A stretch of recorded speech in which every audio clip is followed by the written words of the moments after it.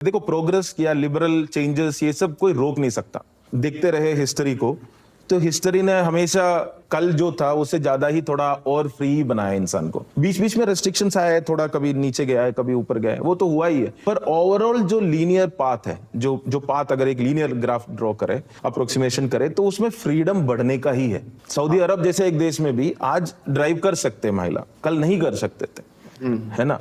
तो वो एक अबरेशंस बोल सकते हैं। मान लीजिए ईरान बीच में कभी लिबरल था, अब वो at least for women liberal values कम हुए, but aberrations can not be conceived as rule. पर इसमें सेटबैक भी आएंगे। वो सेटबैक क्यों आता है? क्योंकि हम जैसे कोई चेंज, जैसे मैं अपने पेरेंट्स को या फिर उनके दादा दादी या नाना नानी, उनकी जनरेशन को मान ले, उनको पूरा समाज ने बताया कि ऐसे जीना चाहिए।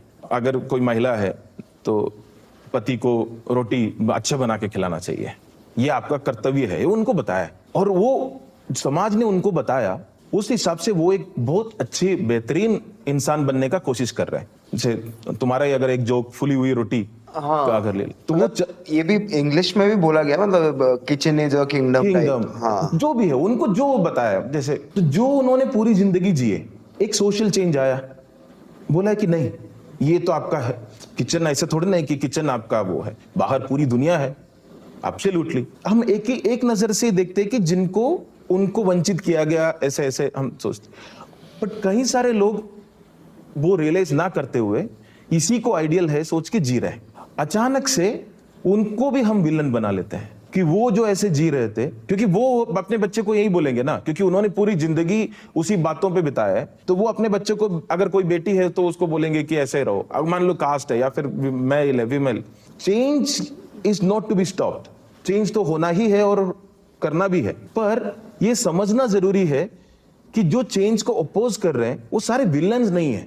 उनको जो बताया गया था उस समय में कि क्या सही है, उस हिसाब से जीने वाले लोग हैं। और अचानक से उनको ये हम समझा रहे कि आपकी पूरी जिंदगी एक जोक थी, योर फुल लाइफ, जिस चीज के लिए आप पूरी मेहनत कर रहे थे, महीने महीने लगाए होंगे एक चीज, छोटी सी चीज उनको करने के लिए, उनको बोल रहे कि इसका कोई वैल्यू नहीं है। मतलब जब प्रोग्रेसिव चेंज आता है तो हम किसी को पीछे छोड़ देते हैं। पीछे छोड़ना भी ठीक है, हम उनको, मेरे हिसाब से वहां पे प्रॉब्लम होता है जब हम उनको विलन बनाने लग जाते हैं। देखिए, चेंज हमेशा ये लड़ाई से ही होता है। Old value system, new value system के बीच की लड़ाई से ही हो जाता है।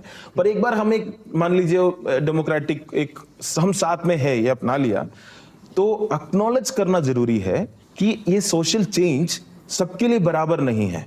कई सारे लोगों के लिए बहुत सारे अपॉर्चुनिटीज मिलता है। मैं नहीं कह रहा हूं कि ऑपरेसर्स को आप जाके विलन मत बनाओ।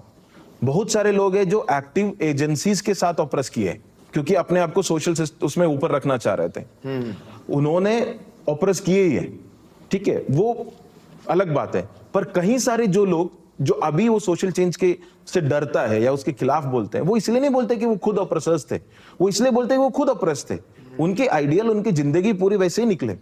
तो उनके साथ थोड़ा अंडरस्टैंडिंग के साथ, रेस्पेक्ट के साथ, वो एक कोई भी सोशल चेंज में विनर्स एंड लूजर्स है ये समझ के, और वो चॉइस नहीं है उनका। जैसे एक ट्रेड है, बिजनेस, नया बिजनेस आ जाता है, तो हम मान लो कि अभी रिलायंस स्मार्ट आ गया, कोई सा भी, जितने सारे जो आपका बिग बास्केट आ गया, ऐसे कुछ भी मान के, ई कॉमर्स आया, तो ये इकोनॉमिक चेंज में हम सोचते हैं कि जो किराना का स्टोर है उसका नुकसान हो सकता है ना, या उबर आया तो हम सोचते हैं कि वो जो टैक्सी जो ड्राइवर है, जो ऑटो रिक्शा ड्राइवर है, उसके नुकसान हो सकते हैं। तो इकोनॉमिक चेंजेस जब आता है तो हमें नजर आता है कि कोई तो कोई लूजर है, कोई ना कोई तो इस पे गेन कर रहा है। हम ये भी मानते हैं कि हाँ ठीक है, ये ट्रांजिशन जो है उनके लिए कैसे हम आसान बनाए, है ना, ये ट्रांजिशन। पर ये बात सोशल चेंज के लिए भी सही है, उतना ही सही है जितना इकोनॉमिक चेंज है। तो जो अंडरस्टैंडिंग हमें दिखाना है, अगर साथ लेके सबको चलना है, नहीं तो क्या होगा, ये दो हिस्से में बट जाएंगे पूरा, और चेंज ही विलन, एक तबके को चेंज ही विलन नजर आएंगे और दूसरे को वो पूरा सेक्शन ही विलन नजर आएंगे। तो ये यहाँ पे मुझे लगता है कि कई सारे बातें और करने की जरूरत है, जो acknowledging the changes and who gains and who loses out of those change, उस पे जरूर बात होने की जरूरत है, और घर के भीतर बात होने की जरूरत है। ये नहीं है कि इस लड़ने वाले माहौल में, घर के भीतर वो बातें होने की जरूरत है कि क्या ये चेंज हो रहा है ना, इसमें साथ में कैसे हम इस चेंज को अडॉप्ट कर सकते हैं। अगर हम कोई चीज कुछ बोलते हैं तो एक्रिमोनियस ना होके, सामने वाले को दुश्मन ना बना के, कोई पटाखा फोड़ रहा है उसका मकसद ये नहीं है कि तुम्हारा फेफड़ा जलाना, वो साल के चंद 4 अपने बेटे का हंसी के लिए वो कर रहा है। अब उसको तुम ये ऐसे देखोगे कि वो इतना बेवकूफ है, मेरा तो वो जल रहा है इसके कारण। तो यहाँ पे फर्क ये आता है कि ऑलरेडी आपने एनिमी बना दिया, ये दोनों दुश्मन है, ये दोनों अपने इंटरेस्ट में कर रहे हैं काम। ये अपना हेल्थ के इंटरेस्ट में कर रहे हैं, वो अपना बेटे का खुशी के इंटरेस्ट में कर रहे हैं। जो भी है, 4 इसमें स्माइल करेगा, या फिर कोई अगर बोल दे कि नहीं मॉल में जाने से ये हो जाता है, मॉल बंद कर दो बोलेगा, तो somebody else will feel the pinch।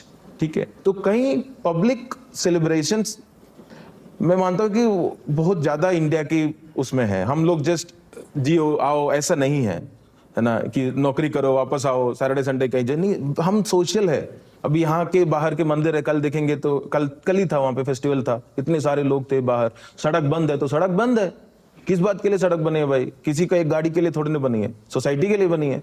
तो सोसाइटी में अगर ओवरऑल लोग खुश है, उसका तो एक दिन तो आप एडजस्ट कर सकते हो, सिर्फ इंडिविजुअलिस्टिक उसको देखने की जरूरत नहीं है, वो हमारी वैल्यू सिस्टम भी नहीं है। और दोनों जगह सेलिब्रेशन में भी एडजस्ट करो और प्रोटेस्ट में भी एडजस्ट करो, दोनों में और उल्टा भी होना चाहिए। ये बात नहीं है कि सिर्फ हमारे पास भीड़ है तो हम किसी का सबका राइट तोड़ देंगे, ऐसा भी नहीं, ये भी गलत है। पर इसमें एक दूसरे को जब हम दुश्मन मानने लग जाते हैं, वहां पे ब्रेक डाउन हो जाता है, जहां पे कोई कनेक्शन ही नहीं है दुश्मनी का। दोनों अपने अपने इंटरेस्ट परस्यू कर रहे हैं, अपने अपनी वैल्यूज परस्यू कर रहे हैं।